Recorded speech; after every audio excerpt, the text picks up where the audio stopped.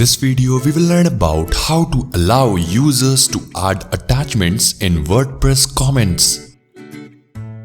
If you want to allow users to add attachments in your WordPress comments, then in that case, log into your WordPress dashboard and then go to Add New under Plugin section.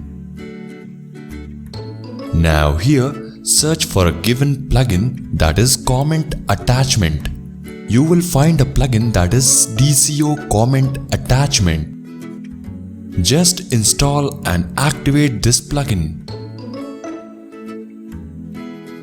Once this plugin is activated, go to Settings under Installed Plugins section. Now from here, you can perform few customizations for your comment attachment.